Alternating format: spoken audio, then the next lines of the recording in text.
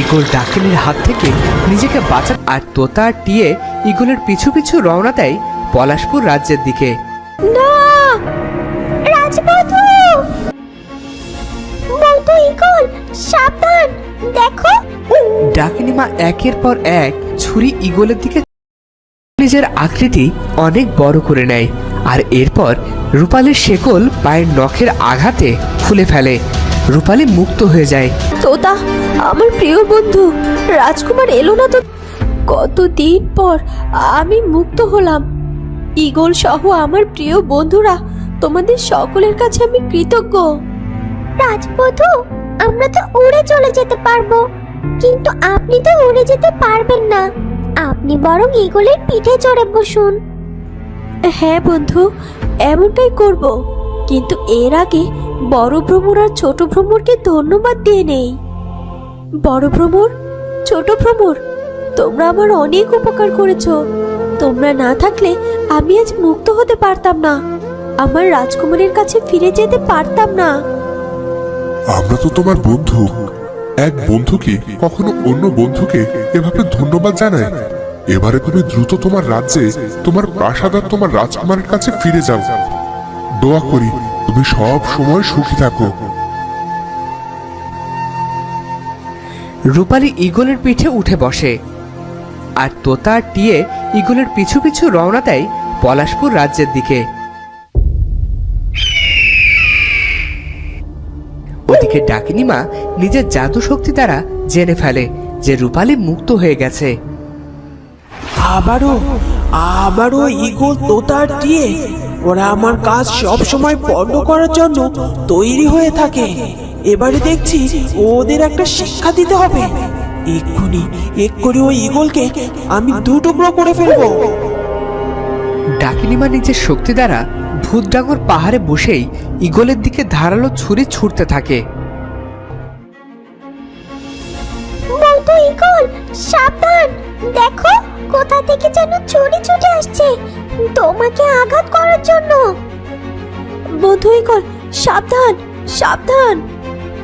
ডাকিনী মা একের পর এক ছুরি ঈগলের দিকে ছুটতে থাকে আর ঈগল বারবার নিজেকে সেই ছুরির আক্রমণ থেকে বাঁচিয়ে দেয়।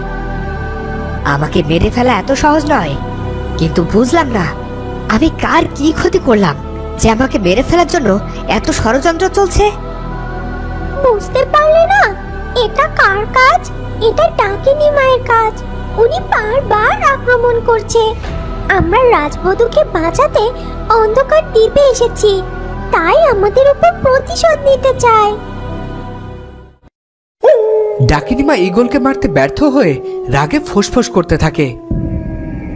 সামান্য একটা পাখিকে আমি মারতে পারছি না, এটা কোনো কথা? এবার কিভাবে আমি শয়তানি শক্তি প্রতিষ্ঠা করব? কিভাবে? ইতল, আমাদের সময় কি খারাপ যাচ্ছে?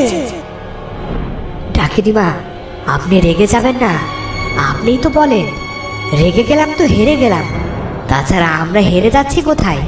ভুলে গেলেন রাজকুমার এখন পুনরায় আমাদের বশে চলে এসেছে। হ্যাঁ, এটা তুই একদম ঠিক বলেছিস। আমরা তো আর হেরে যাইনি। বন্ধু ঈগল, আর ছুরিগুলো তো বাতাসে ভেসে আসছে না। দ্রুত প্রাসাদে নিয়ে চলো আমাকে। হ্যাঁ বন্ধু, ডাকিনী আর কোনো ষড়যন্ত্র করার আগে আমাদের প্রাসাদে গিয়ে পৌঁছতে হবে। সোনালি ডাকিনী মাকে স্মরণ করে। ডাকিনী মা, ডাকিনী মা, ডাকিনী মা, কোথায় আপনি? আপনার সাথে আমার কিছু ব্যাপারে আলোচনা করার আছে। ডাকিনী মা চলে আসে। এই অসময়ে কেন ডাকলি আমায়? জানিস না এটা আমার সাধনার সময়? ডাকিনী মা, আমি রূপালীর কাছে যেতে চাই। ওকে জানাতে চাই যে রাজকুমার এখন আমার হয়ে গেছে। একটা খারাপ খবর আছে। আবার কি খারাপ খবর ডাকিনী মা? এই তো আমার জীবনে সবেমাত্র সুখের দিন এসেছে। রূপালী পালিয়েছে। এতক্ষণে বোধহয় প্রাসাদের অনেক কাছাকাছি চলেও এসেছে। মানে কি? দ্রুত ওকে আটকান, ও আসার পর আবার কিছু একটা করবে, আর রাজকুমার আর আমার বিয়ে বন্ধ হয়ে যাবে। আপনি এক্ষুনি গিয়ে রূপালীকে যেভাবে হোক বাধা দিন। আমি রাজকুমারকে গিয়ে বিয়ের তাড়া দিচ্ছি। সোনালি এই কথা বলে দ্রুত সেই কক্ষ থেকে বেরিয়ে রাজকুমারের কক্ষের দিকে যায়, আর ডাকিনী চলে যায় রূপালীকে বাধা দেওয়ার জন্য।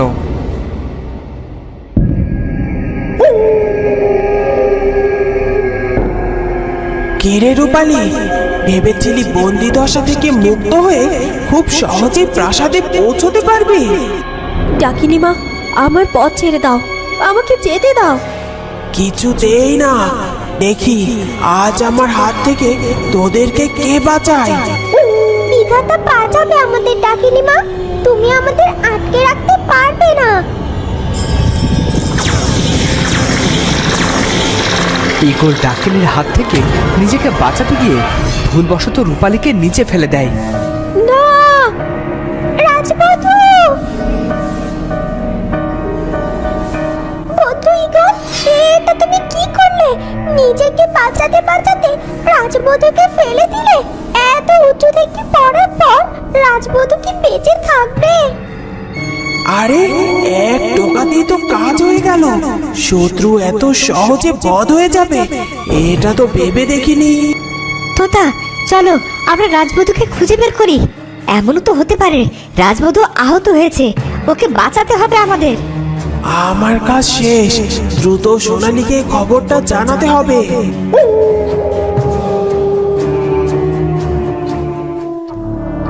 রাজকুমার, চলুন আমরা আজই বিয়ে করব। বলছো কি সোনালি?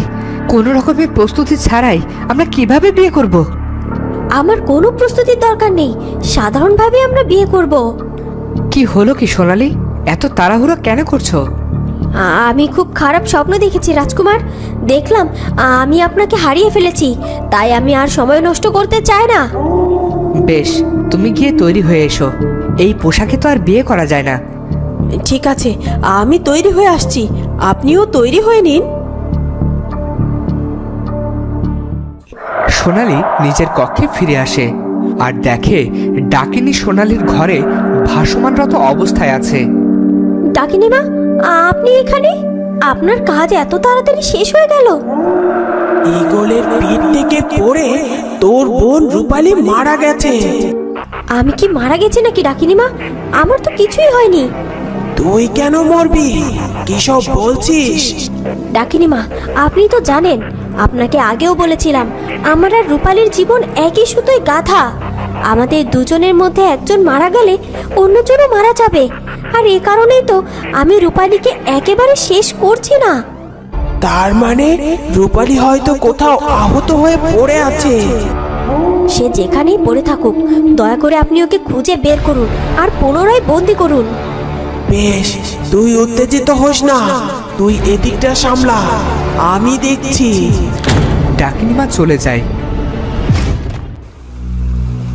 ওদিকে রূপালী ঈগলের পিঠ থেকে একটি নদীতে পড়ে অজ্ঞান হয়ে যায়, আর রূপালীর দেহ ভাসতে ভাসতে নদীর এক পাড়ে এসে পড়ে থাকে। বন্ধু, বন্ধু ঈগল, তোমার দৃষ্টি তো অনেক তীক্ষ্ণ। তুমি দয়া করে রাজবধূকে খুঁজে বের করো। রাজবধূর কিছু হয়ে গেলে আমি নিজেকে ক্ষমা করতে পারবো না। দোষ তো আমার, আমি রাজবধূর খেয়াল রাখতে পারিনি। আমি দেখছি, দেখো একটা নদী দেখা যাচ্ছে, আর আমরা নদীর উপর দিয়ে যাচ্ছিলাম। আমার মনে হয় রাজবধূ নদীর জলেই পড়েছে। আমারও একই ধারণা, চলো আমরা খুঁজতে থাকি।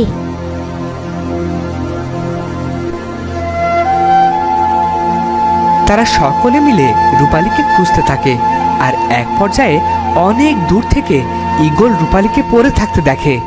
ওই দেখো তোতা, ওই তো রাজবধূ। কোথায়? আমি তো কিছুই দেখতে পাচ্ছি না। তুমি এত দূর থেকে দেখতে পারবে না, কিন্তু আমি কয়েক কিলোমিটার দূর থেকে যে কোনো কিছু স্পষ্ট দেখতে পারি। এবারে ওপাশটায় চলো, ওদিকে রাজবধূ আছে। ঈগল, তোতা এবং টিয়ে উড়ে রাজবধূর কাছে আসে।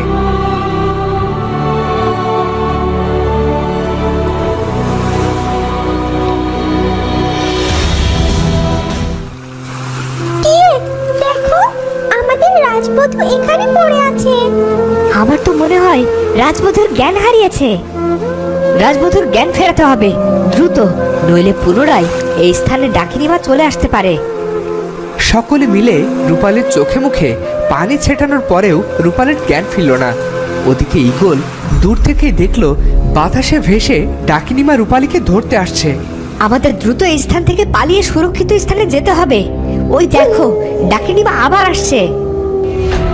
ঈগল নিজের আকৃতি বিশাল আকৃতির করে ফেলে আর নিজের মুখে রূপালীকে তুলে নিয়ে উড়ে চলে যায়।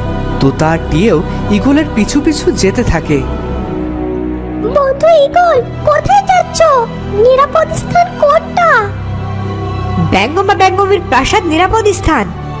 কিন্তু ওনারা তো অনেক আগেই বলে দিয়েছেন যে ওনারা রাজবধূকে কোনো প্রকার সাহায্য করবেন না। আমরা গেলে তো বের করে দিতে পারে। সে যখন বের করে দেবে তখন দেখা যাবে। আপাতত রাজবধূকে ডাকিনীর হাত থেকে বাঁচায়।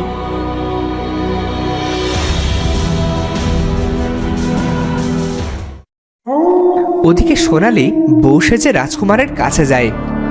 এসে পড়েছে সোনালি, এই দেখো আমার বাবা আর তোমার বাবা মা তারাও আছে এখানে, তারাও আমাদের বিয়েতে থাকবেন।